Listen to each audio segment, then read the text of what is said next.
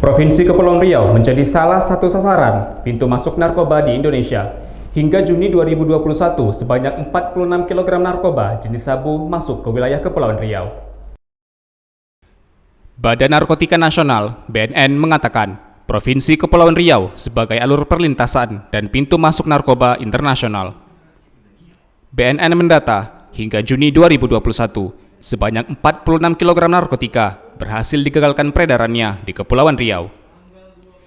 Narkotika jenis sabu menjadi yang paling banyak masuk ke wilayah Kepulauan Riau. Kepala BNN Provinsi Kepulauan Riau, Henry Simanjuntak, mengatakan terdata sebanyak 3.000 orang di Kepri pengguna narkoba dengan rentang usia 15 hingga 50 tahun. Kita merupakan salah satu pintu masuk narkoba yang masuk ke Indonesia. Jadi segala sarana prasarana yang ada di lembaga-lembaga lain yang mempunyai kemampuan untuk melakukan pencegahan itu kita kerahkan secara berkoordinasi. Gubernur Kepulauan Riau, Ansar Ahmad, menuturkan prevalensi narkoba di Kepri relatif kecil di angka 0,3 dibandingkan dengan tingkat nasional yang mencapai angka 1,8. Nah, kita juga bersyukur kalau dilihat prevalensi narkoba di Kepulauan Riau ini angkanya relatif kecil, 0,3. Tadi kita sudah dengarkan 1,8 secara nasional. Nah, tapi bukan 1,3-nya yang kita lihat sejauh mana kita bisa terus mengeliminir itu. Karena bahaya narkoba itu bukan hanya bahaya yang berkaitan dengan unsur kesehatan, tapi memiliki spektrum yang luas. Ansar mengharapkan seluruh pihak dapat terus memperkuat koordinasi untuk mencegah masuknya narkotika ke Indonesia, khususnya melalui Kepri. Dari Tanjung Pinang, Kepulauan Riau, Muhammad Khairuddin, UTV, mengabarkan. Untuk bersama-sama berperang melawan narkoba demi terwujudnya Provinsi Kepulauan Riau bersih dari narkoba. Pemerintah berencana memberikan vaksinasi COVID-19 untuk anak usia 12 hingga 17 tahun. Di Tanjung Pinang, Kepulauan Riau, vaksinasi anak belum dapat dipastikan kapan akan diberlakukan. Badan Pengawas Obat dan Makanan telah mengeluarkan rekomendasi izin penggunaan darurat vaksin Sinovac untuk anak usia 12 hingga 17 tahun. Dinas Kesehatan di Tanjung Pinang belum dapat memastikan kapan program vaksinasi untuk anak usia 12 hingga 17 tahun akan dilaksanakan. Pertama, memang kalau kita sudah memulai itu kita harus menunggu surat resmi juga ya, karena paling tidak surat dari provinsi ya, karena provinsi itu sebagai pengendali wilayah kerja Kepri kan. Begitu provinsi atas instruksi kementerian itu sudah mengeluarkan kebijakan daerah seperti itu kita akan melaksanakan. Rencana vaksinasi anak ini mengundang beragam reaksi di masyarakat, baik di kalangan remaja sasaran vaksin maupun orang tua. Stefani tahu soal COVID? Tahu. Takut? Enggak takut? Takut. Takut? Ya. Iya. Kalau disuntik vaksin untuk hindari COVID, tingkatkan imun tubuh mau? Mau. Iya. Asal nggak jadi kelinci percobaan. Tanggapan saya itu vaksin itu bagus kalau demi keselamatan. Tapi kita kan harus tahu efeknya, apa ada efek samping untuk anak-anak. Karena ini kan baru mau coba gitu aja kalau saya.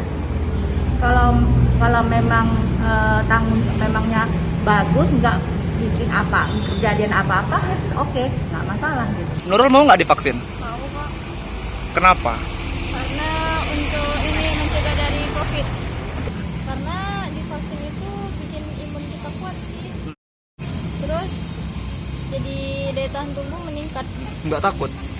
Sebenarnya takut, tapi karena udah banyak yang disuntik vaksin jadi ikut aja. Soalnya saran dari RT RW juga, karena dari kepolisian katanya kalau nggak suntik vaksin mau ngurus surat-surat susah.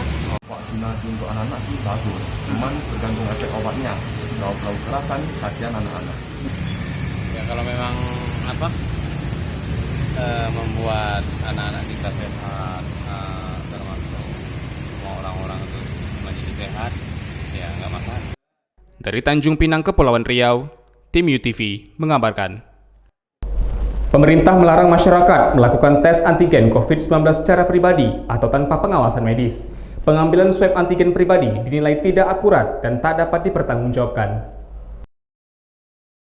Pemerintah melarang keras masyarakat yang nekat melakukan rapid test antigen COVID-19 dengan mengambil spesimen atau lendir dari hidung secara pribadi atau tanpa pengawasan medis maupun petugas ahli terkait. Juru bicara vaksinasi COVID-19 Kementerian Kesehatan, Siti Nadia Tarmizi, menyebut tata cara penggunaan alat deteksi dini COVID-19 memiliki prosedur khusus yang tidak bisa diterapkan oleh sembarang orang, terutama masyarakat awam. Pengambilan swab mulai dari kesterilan alat, waktu yang tepat, hingga menentukan titik area pengambilan lendir. Dengan demikian, tidak bisa sembarang orang menerapkannya dengan baik, apalagi masyarakat awam. Kemenkes menyebut kesalahan penggunaan alat rapid test antigen dapat mengakibatkan hasil yang muncul tidak akurat dan tidak bisa dipertanggungjawabkan. Untuk itu, dia mengimbau agar masyarakat tidak melakukan tes pribadi, apapun itu alasannya. Hingga saat ini, sudah banyak tenaga ahli dan bisa dengan mudah ditemukan di mana saja. Digunakan oleh masyarakat atau secara pribadi itu sebenarnya sudah tidak sesuai dengan kompetensinya karena seharusnya kan dilakukan oleh laboratorium. Kemudian juga kan cara mengambil spesimen itu ada tekniknya, bukan kemudian dilihat kemudian bisa berarti sudah benar melakukannya, karena bisa saja hasilnya itu tidak sesuai karena pengambilan spesimennya tidak tepat. Kementerian Kesehatan mengatakan, pihaknya telah memastikan setiap vaskes yang memiliki pelayanan tersebut dapat menggunakan alat yang sudah terverifikasi Kemenkes dan BPOM, sehingga keamanannya bisa terjamin dan hasil yang didapatkan akurat. Sehingga potensi penularan dapat dicegah serta penelusuran pasien yang terinfeksi COVID-19 tepat sasaran. Dari Jakarta, Kantor Berita Antara, UTV mengabarkan.